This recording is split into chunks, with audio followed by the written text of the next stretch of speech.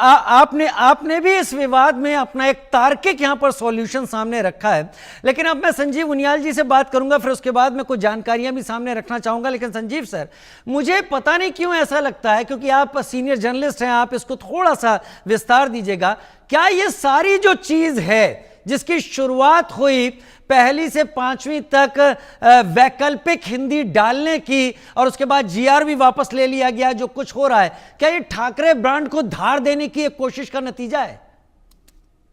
राजीव, मुझे लगता है कि अगर मैं पौराणिक शास्त्रों में जाता हूं तो आशा ही परमम सुखम, निराशा च परमम दुखम। आशा सबसे बड़ा दुख का कारण है। सिंहासन, राज, लगातार गवर्नेंस में रहना, जब इस तरह की लालुपता लोलुपता व्यक्ति की हो जाती है तो उसे ऑपोजिशन में बैठने में डर लगने लगता है। जब सामने वाले को लगने लगता है कि अभी सरकार मेरे हाथ से चली गई और ये दूसरी जो सरकार आई है ये तो लोगों के जनहित की बात कर रही है, कल्याण हित की बात कर रही है, लोकहित की बात कर रही है, प्रोग्रेस की बात कर रही है, विकास की बात कर रही है, कोई मुद्दा ही नहीं दे रही, तो उसको लगता है कि सिंहासन उससे दूर जाता जा रहा है, उसकी लोलुपता उसके लिए बढ़ती जाती है और वो उसके लिए गलतियों का शिकार हो जाता है। फिर वो कुछ ऐसी चीजों को निकालने की कोशिश करता है जो कि मुद्दे नहीं होते, जो कि विघटनकारी स्थितियां पैदा कर सकते हैं समाज, जाति, धर्म और देश के लिए। तो जब आप सिंहासन से प्रेम करने लगते हैं ना, तो आप अपनी गति से यू टर्न मार लेते हैं, आप अपनी दिशा से भटक जाते हैं, वो दिशाहीन हो जाते हैं। और यही जो भाषा का मुद्दा इस टाइम उठाया हुआ है, इस ठाकरे परिवार ने एकजुट आने के लिए शायद वही एक ऐसा पॉइंट है जिसको मैंने एलोबरेट किया। शायद इस पॉइंट को उठाकर ही शायद आशा ही परमम सुखम, निराशा च परमम दुखम, शायद आशा बलवती राजन, शल्यो जयश्यति पांडवान, शायद वीर अर्जुन, बड़े बड़े योद्धा सब धाराशाही हो गए, शायद शल्य दुर्योधन जैसे, मुझे लगता है कि जब मारा जाता है तो शल्य को शायद उनको महसूस होने लगता है, अंधे धृतराष्ट्र को शायद शल्य को हरा दे, शल्य जो है वो पांडवों को हरा दे, शल्य जैसा शूर।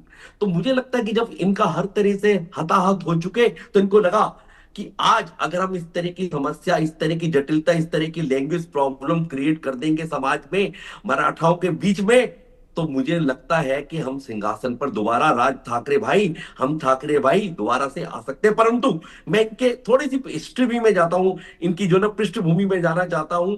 छत्रपति शिवाजी को मानने वाले, छत्रपति शिवाजी जिनके नाम से टंकार बजा करती थी और अपने से 6.5 फुट 5 फुट 2 इंच के छत्रपति शिवाजी ने लोल लुहान कर दिया था अपने शत्रु को। तो छत्रपति शिवाजी का एक नाम है मराठाओं में, मराठों में क्या पूरे भारतवर्ष में, पूरे एशिया में, पूरे संसार में। ऐसे छत्रपति शिवाजी की प्रतिमा, छत्रपति शिवाजी के शौर्य को लेकर बनने वाली पार्टी, बाल ठाकरे जैसे व्यक्ति, जिनका कि मैं भी आज तक बहुत बड़ा कायल रहा, अगर वो कभी शायद पॉलिटिकली यहाँ भारतवर्ष में अगर आज तक होते तो मुझे नहीं लगता कि इस तरह की समस्याएं पैदा होती। उनकी संतान, उनके भतीजे, उनके बेटे, उनके पोते इस तरह का काम करते होंगे तो वो भी अश्रुधारा से ऊपर रो रहे होंगे। कभी इन्होंने आत्माओं को अपनी झंझोर के देखा होगा, कभी भी इस तरह की हरकतें।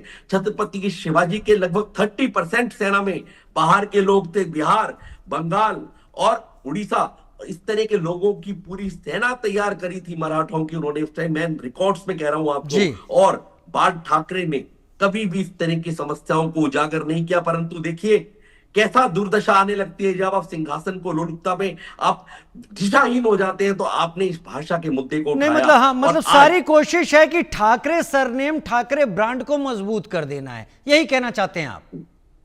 बिल्कुल ठीक कह रहे हैं राजीव, यही है बिल्कुल मुद्दा एकदम। मतलब कि सिंहासन को झपटने का ये सारी कवायद है कि वो नाम जो खो गया था उस नाम को एनबीएमसी चुनाव के पहले कैश करो।